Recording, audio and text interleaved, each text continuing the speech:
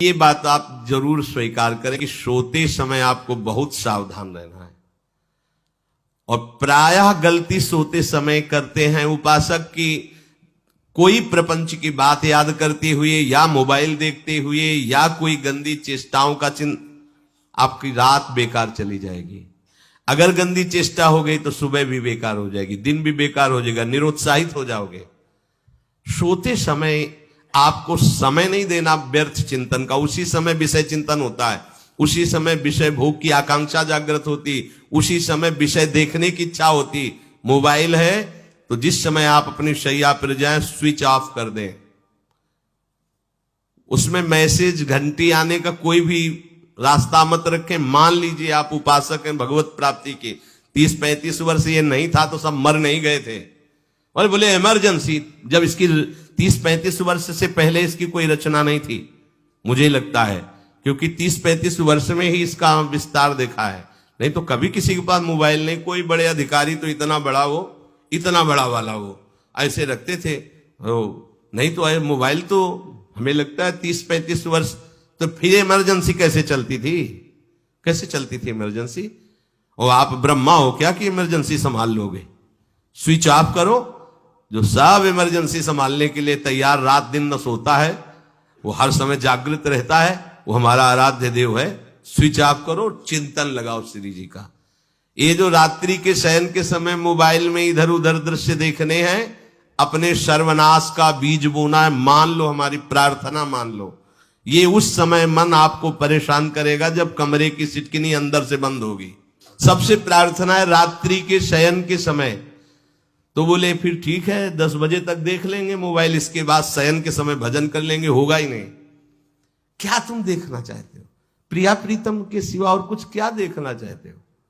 वो तो सुभग सुंदरी सहज सिंगार, सहज शोभा सर्वांग प्रति सहज रूप वृषभानुनंदिनी। हमारी स्वामिनी जी की सुंदरता छुपाने के लिए आभूषण पहनाए जाते हैं, औरों को तो आभूषण सुंदरता बढ़ाने के लिए। यहां छवि के छिपाए बे को ऐसे के दास होके क्या देखोगे मोबाइल में?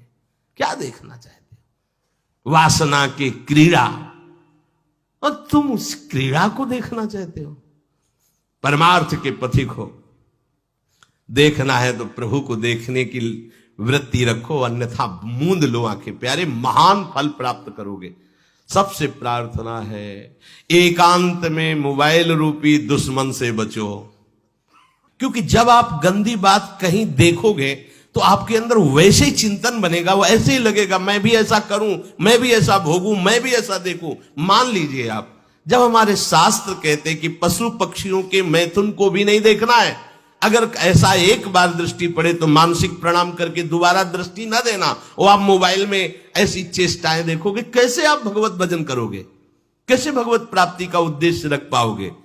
ये कलयुग की बहुत महीन चाल है कि उसके बिना काम नहीं चलेगा और हम तुम्हें काम से युक्त कर देंगे। इसके बिना काम चलेगा नहीं, तुमको रखना पड़ेगा। और जब तुम इसे रखोगे तो हम काम अपना कर लेंगे। कलयुग ने कहा हम अपनी व्यवस्था बना लेंगे।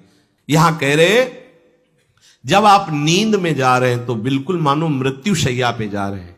आपको उस समय नाम जप में बहुत ध्यान देना है, कहीं मन बहक ना जाए। तो क्या होगा, 5-6 घंटे जो आप लेटोगे ना, वो भी भजन हो जाएगा। हमारा जो सततम योमाम स्मरति नित्यशा है ना, ये पूरा हो जाएगा। नहीं, उस समय हम सो जाएंगे तो हमारा 6 घंटे का वियोग हो गया, 6 घंटे भजन रुक जाएगा। और ये 100% पक्की बात अनुभव की कहते हैं। यदि सोते हुए भजन करोगे तो जगते, कई बार तो पकड़ा है कि अगर आधे पद में बेशुद्ध हो गए तो वो पद पूरा जगते ही शुरू हो गया है। मतलब बीच में स्थिति भागवती की रही। जैसे बेहोश करते समय हमने कहा था जब ऑपरेशन के हमें बता देना, तो उनका बाबा अब इंजेक्शन लगाने वाले हैं तो वो 1 मिनट हमें केवल दीजिए, अपनी चित्तवृत्ति। तो जब होश आया तो वही पहले चिंतन चल रहा था, वही चिंतन। जैसे सोने के समय बेहोश हुए तो जगने के समय वही चिंतन, ऐसे ही इंजेक्शन से जब बेहोश हुए और जब होश आया तो वही चिंतन चल। बहुत बड़ा चमत्कार अभ्यास का है। नींद खुले तब से लेकर गाढ़ नींद आने तक स्मरण में कभी रुकना नहीं। और आपको एक छूट दे रहे हैं, कभी कभी क्या होता है कि एक मंत्र में, एक नाम में जैसे बहुत देर अभ्यास करते तो मन उबने लगता है। इसका स्वभाव है, ये अनुभव की बातें कहते हैं। इसका स्वभाव है नवम नवम, नहीं तो ये मतलब, तो इसको हम लोगों ने कैसे फंसाया है।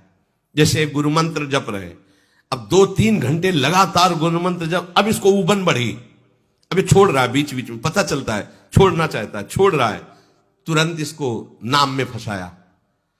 अब थोड़ी देर नाम में चला, फिर उब रहा है, बहुत विचित्र है ये, अब उसको फंसा दिया। उस पीछे की बात अभ्यास के समय, नमामि शमीशान निर्वाण रूपम विभुम व्यापकम ब्रह्मवेद स्वरूपम। चिंतन, पद गायन कर रहे, ये भगवान शिव पद गायन कर रहे हैं और उसका चिंतन, निर्वाण रूपम विभुम व्यापकम ब्रह्मवेद स्वरूपम। अब अपने यहां अवसर है, सुंदर सुंदर कोई पद गुरु मंत्र जब करते हुए मन जब उमने लगे, राधा वल्लभ श्री हरिवंश, राधा वल्लभ श्री हरिवंश, राधा वल्लभ श्री हरिवंश, इसमें भी उमने लगे, शुरू कर, जोई जोई प्यारो करे सोई मोही भावे, भावे मोही जोई, इसमें भी उबले लगे।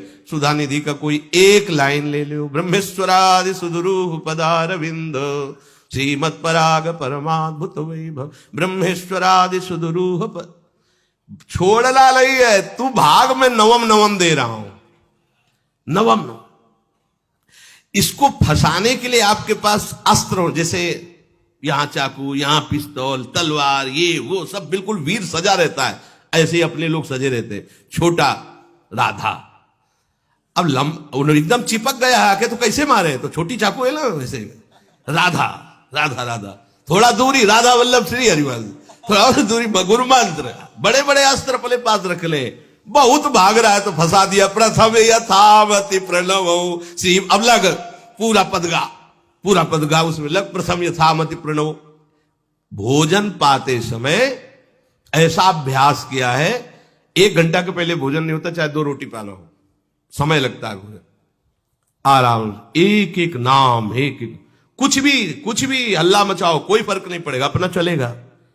अभ्यास स्नान के समय, भोजन के समय, किसी क्रिया के करते समय, किसी से बात करते समय, सोते समय, ये विशेष स्थान जहां में सावधान रहना है। यहां भजन छूटता है, ध्यान देना, यही भजन छूटता है। चलते समय, क्रियावान होते समय, प्रसाद पाते समय या किसी से बतराते समय, ये सब भजन के छूटने के स्थान है और यहीं पकड़ना है भजन को। जब आपको बिल्कुल न लगे तो मानसिक सब बंद कर दो और गुनगुनाने लगो, जो धुनी आपको अच्छी लगे उसी में नाम, कोई नाम लेके, संसार का चिंतन न होने पावे, चाहे जो कुछ तुम जहां तुम्हारा मन आवे, गंगावरी गोदावरी, कुछ भी, भागवतिक चिंतन के सिवा संसार के चिंतन न होने पाए। पहले ऐसे अनन्य बनो, फिर बाद में अनन्यता आती, रसना कटो जो अनरट। हाँ भी विषय चिंतन कर रहे हैं, प्रपंच कर रहे हैं, बोले रसना कटो जो अनरटो, और नहीं बोल सकते, प्रपंच बोलेंगे बस, रसना कटो, ये शब्द वहां नहीं आते। पहले हम आपको छूट देते, भक्त चरित्र, भगवान की चरित्र, नाम कीर्तन मंत्र, जो भी चाहो, संसार का चिंतन मत होने देना, पहले ये पकड़ो, फिर आगे चल करके जब पवित्र हृदय होगा तब ये निष्ठा आती, रसना कटो जो अन रटो, निरखियन फुटो नयन। मान लो संसार का चिंतन नहीं करने देना है इसको, आप जैसे बने वैसे करो भागवतिक चिंतन, कोई नाम ले लो, कोई मंत्र ले लो, तुम्हें जो प्रिय लगे, हम छूट देते हैं। ये नहीं करे कि रसना कटो जो अन रटो, ये बाद की बात है, हमें पहले इसका संसार चिंतन रोकना है। कैसे छूटेगा, कैसे छूटेगा, हमें यह पकड़ना है, नहीं तो निष्ठा की बात। जो हरि नाम जगत त्रिशिरोमणि वंश बिना कबहू, हरिवंश बोलेंगे नहीं, हरि बोलना नहीं है, हरि बोलना नहीं, क्योंकि जो हरिनाम जगत त्रिशिरोमणि वंश बिना, हरिवंश बोलना नहीं है क्योंकि प्रपंच में रति। तो क्या करो, जो तुम्हें प्रिय लगे पहले उसे पकड़ो। ये हम अंदर की बात करें, प्रवचन की बात नहीं कह रहे, मन को फंसाना है हमें। राम कृष्ण हरि जहां लगे इसको लगाओ, पहले इसको फंसाओ, संसार का चिंतन न होने दे। गीता भागवत भक्त चरित्र कुछ भी कहीं भी इसे फंसाओ, पहले संसार का चिंतन न होने दो, फिर लाओ इसको घुमा के निकुंज वाटिका में, फिर तो भागेगा ही नहीं, फिर नहीं भागेगा। अब सीधे निकुंज वाटिका में किसी महाभाग्यशाली गुरु आश्रित का लगेगा, अन्यथा बहुत प्रपंची मन है। आप आश्रय इधर का लोगे, प्रपंच का चिंतन करोगे, बात बनेगी नहीं। चिंतन छोड़ना है हमें, जैसे बने तैसे संसार का चिंतन छूट जाए तो हम विजय को प्राप्त होंगे। ध्यान दीजिए, इस परमात्म तत्व को वही प्राप्त कर पाता है जिसका राग बीत गया है, खत्म हो गया है, वैराग्यवान। ज्यादा परिश्रम नहीं है वैराग्य में, विवेक नहीं होने के कारण हम वैराग्य नहीं धारण कर पाते। हम बाहरी बातों को वैराग्य ले लेते हैं, ऐसा कपड़ा बदल लेना या कपड़ा ना पहनना या लौकी का कमंडल, मिट्टी का पात्र, तो हम अपने को वैरागी।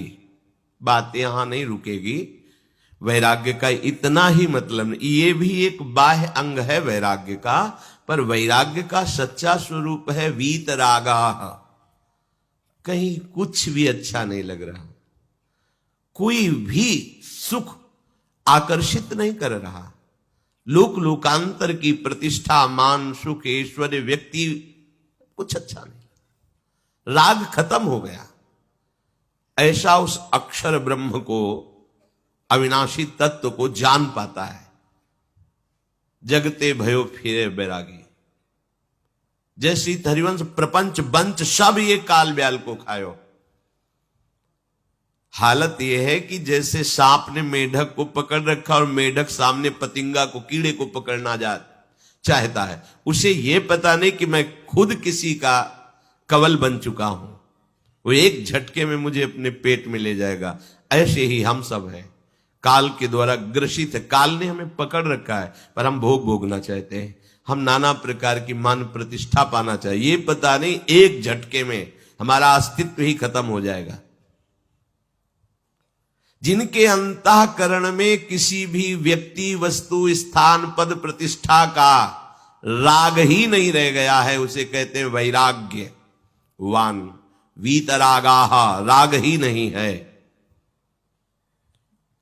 जिनका अंतःकरण निष्पाप निर्मल हो चुका है, जिनके हृदय में केवल भगवत प्राप्ति की उत्कट लालसा जागृत हो गई है, ऐसा साधन संपन्न उपासक परमात्म तत्व में प्रवेश पाता है। अध्यात्म मार्ग की ऊंचाई पर वो स्थित हो जाता है। यदि छंतु ब्रह्मचर्यम चरंती, जिनकी इच्छा एकमात्र भगवत प्राप्ति की है, यदि छंतो, तो उनको क्या करना होगा? ब्रह्मचर्यम चरंती, ब्रह्मचर्य का पालन करना होगा। प्रत्येक इंद्रियों का निर्विषय हो जाना वास्तविक ब्रह्मचर्य है। केवल जनेंद्रिय से ही ब्रह्मचर्य को नहीं लेते।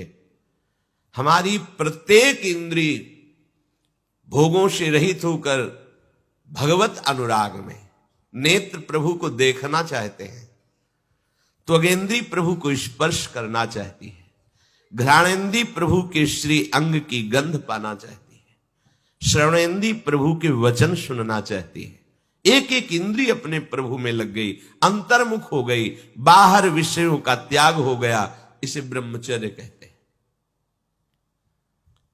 पर प्रारंभिक ब्रह्मचर्य में जनेंद्रिय का ब्रह्मचर्य अत्यंत आवश्यक है। यदि जनेंद्रिय जन्य व्यभिचार दोष से युक्त है तो कदापि उसे भगवत प्राप्ति नहीं हो सकती। शुभ गति व्यभिचारी शुभ गति चाहे, असंभव। और भगवत मार्ग में सबसे बड़ा दुश्मन यही व्यभिचार दोष है, काम। इसी से हमारा हृदय मलिन होता रहता है, अंधा बटे और बड़ा चबाए वाली दशा रहती है। हमें 50 वर्ष हो गए, अरे 50 जन्म हो जाए, तुम व्यभिचार करो, गंदी बातें करो, गंदे चिंतन करो, सो समय व्यतीत कर, अनंत जन्म व्यतीत हो गए, भगवत प्राप्ति हुई क्या? 50 वर्ष से भगवत प्राप्ति हो जाएगी क्या? 5 मिनट काफी है भगवत प्राप्ति में, एक बार नाम काफी है। वो स्थिति तो लाओ। बार बार बहिर्मुख वृत्तियों के द्वारा विषयों में सुख बुद्धि कर लेने से हमारा सारा का सारा अध्यात्म चिंतन बदलता रहता है, इसलिए लाभ नहीं मिल पाता, एक रस चिंतन नहीं रह पाता, बार बार विक्षेपी विषय करते रहते हो, हम सहते रहते हैं और भोगते रहते हैं। एक बार तो हिम्मत करके उठो, अब लो नशानी अब ना नशई हो, एक बार तो दृढ़ बनो। बस मन के अनुकूल चलने की बात को तुम्हें रोकना होगा, तभी तुम्हारे अंदर यदि क्षण तो ऐसी इच्छा जागृत होगी। पक्का पक्का ऐसा ही है, जब हम किसी विषय के वेग को सहते हैं, विषय नहीं भोगते, तो मन बहुत जलाता है। उस जलन में फिर एक ही बात होती है, बस भगवत प्राप्ति हो जाए, झंझट खत्म हो जाए। कब तक हम इसमें चलेंगे? एक बार भगवत, वो जलन हमको भगवत प्राप्ति की इच्छा प्रकट करती है। अपने लोग क्या करते हैं, जलन को मिटाने की कोशिश करने लगते हैं, तो भगवत प्राप्ति की इच्छा क्या, भोग प्राप्ति की तृष्णा जागृत हो जाती है। भोगे हुए भोगों को बार बार भोगने की इच्छा का नाम तृष्णा है। बाहर और भीतर से कोई सहयोगी नहीं, जल रहा है उपासक, तब रास्ता निकलता है भगवत प्राप्ति का, तब इच्छा प्रकट होती। अब नहीं, बहुत जल लिया, अब तो केवल प्रियाजू के समीप जाना है, अब तो प्रभु के सानिध्य में रहना है, नहीं इन भोगों की जलन में जलना है। पर यहां तक पहुंचने के लिए जलना होगा, तभी लिखा है सहित सहित बाढ़ भगति तास्तिति क्षस्व भारत, क्योंकि आगमा पाइनो अनित्यास, ये नाशवान काम क्रोधादि तुम्हें प्रेरित करेंगे, तुम इनके वेगों को सह जाओ, ये स्थायी नहीं है। आगमा पाइनो है, आने जाने वाले हैं, और ये सहन करने से नष्ट होते हैं, भोगने से बढ़ते हैं। यदि क्षंतो, अगर भगवत प्राप्ति की इच्छा है तो ब्रह्मचर्यम चरंती, ब्रह्मचर्य का पालन करना ही होगा, इसमें कोई गुंजाइश नहीं, क्योंकि आप चल ही नहीं सकते। ध्यान से सुन लो, ये मनोरंजन का मार्ग नहीं है, इसमें मन ही मार तनहारिक वृंदावन में गाज, इसमें मन मारना होगा। प्रायः ये मन को दुलार करने वाले लोग कभी भाग्य से सत्संग में भी आ जाते हैं, कभी श्री विग्रह के दर्शन करने भी मंदिर पहुंच जाते हैं, कभी तीर्थ याटन भी करते हैं, पर इनका कोई लक्ष्य नहीं होता। आज सुन लिया सत्संग, बढ़िया है, लक्ष्य नहीं होता। यहां लक्ष्य वालों की बात हो रही।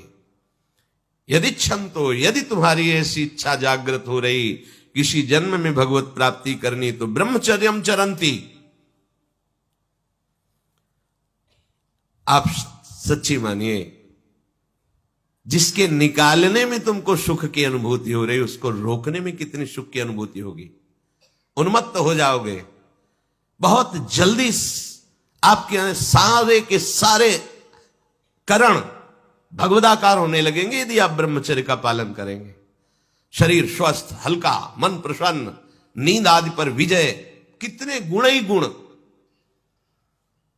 और ब्रह्मचर्यहीन आलस्य, प्रमाद, भोगों का चिंतन, मन का डिप्रेशन में पहुंचना, कमर में दर्द, टांगों में दर्द, सर में दर्द, घबराहट होना, बिना किसी कारण के मन भयभीत हो रहा है, भोजन अपच हो रहा है, बिना किसी प्रक्रिया के वीर नाश हो रहा है, बिना किसी प्रक्रिया के। काहे को मृत्यु स्वयं स्वीकार कर रहे हो, ये मृत्यु है। चाहे भगवान दत्तात्रेय जी बोल रहे हैं या भगवान कपिल देव जी बोल रहे हो, जब उपासक को संबोधन करते हैं भगवत प्राप्ति के लिए, तो कहते हैं कि इस भोग वृत्ति को साक्षात मृत्यु रूप देखो, ये मृत्यु है तुम्हारी। जब शरीर राग त्यागना है तो तुम शरीर से भोग भोगोगे, तो आसक्ति शरीर की पुष्ट होगी, आसक्ति भोग सुख की पुष्ट होगी, है नहीं। कितने दिन शरीर रहेगा, कितने दिन भोग रहेंगे। विचारवान बनो, ब्रह्मचर्यम चरंती, ब्रह्मचर्य का पालन करो। उपासक जो ब्रह्मचारी होता है उसका खिला हुआ चेहरा रहता है, जैसे कमल खिला हुआ, बिना किसी कारण के उसकी मुख मुद्रा में प्रसन्नता होती है। जो ब्रह्मचर्यहीन होता है बुझा हुआ चेहरा होता है, तेजहीन, बिना किसी कारण के वो शोकग्रस्त लगता है। बैठा है, आपको लग रहा है शांत है, लेकिन आप चेहरे को देखो, वो एक शोकग्रस्त है, कुम्हलाया हुआ चेहरा, अशांत चेहरा। मुख प्रसन्न, तन तेज विराजा। यह है ब्रह्मचर्यम चरंती, भगवत आराधन संपन्न उपासक का। जैसे आग में पैर रखते हुए कोई चले तो कैसे चलेगा, ऐसे ही ब्रह्मचारी की पहचान है। इतनी स्फूर्ति उसके अंदर होती, जैसे आग में चलने वाला पूरा पैर नहीं रख पाएगा, अगला कदम रख देगा क्योंकि ताप लग रहा है, ऐसे उसकी स्फूर्ति होती पैरों में। उसकी आंखें एकाग्र रहती है, चंचलता इधर उधर या बार बार झपकना यह विषयी पुरुष का लक्षण है। बार बार पलक झपकना यह विषयी पुरुष का लक्षण है। इधर उधर ताक झांक, चंचलता, ऐसा बैठे तिनका तोड़ रहा है, पैर हिला, ये सब विषयी पुरुष के लक्षण है। ये तो बिल्कुल साधारण स्पष्ट दिखाई देता है आदमी विषयी है या ब्रह्मचारी, एक सेकंड में लक्षण होते हैं। आपको जब भगवत मार्ग का अवसर मिला है तो गृहस्थ हो, संतान हो गई, ब्रह्मचर्य से रहो। नहीं चाहिए संतान तो भ्रूण हत्या, गर्भ हत्या जैसे महापाप करने की क्या जरूरत है। उसी वीर से संतान उत्पन्न होती है जिसको आप नष्ट कर रहे हो, जिसको आप ऐसे पानी में बहा रहे हो, व्यर्थ फेंक रहे हो, तो उसको भ्रूण हत्या का पाप लग रहा है, तो तुमको पुण्य लग रहा है, वीरपात कर रहे हो तुम्हें भी वही हत्या लग रही है, क्योंकि उसमें वही जीवात्मा है जो मां के गर्भ में जाके बालक रूप धारण कर लेती है, उसको तुम नष्ट कर रहे हो। पर बुद्धि भ्रष्ट हो गई है, समझ में नहीं आता, व्यर्थ में वीरपात करते हो, व्यर्थ में। तुम्हारा भजन बनेगा, तुम अध्यात्म के योगी बनोगे, मजाक है अध्यात्म का मार्ग। होश में हो जाओ, ये मन के दुलार को बंद करो। जब तक इच्छा ही नहीं भगवत प्राप्ति की, तो फिर तुम कैसे भगवत प्राप्ति कर पाओगे?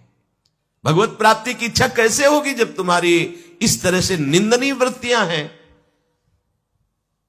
इंद्रियों को दुलार कर रहे हो, मन को दुलार कर रहे हो, भगवत प्राप्ति चाहते हो, आचरण नीच और चाहते हो उच्च पदवी।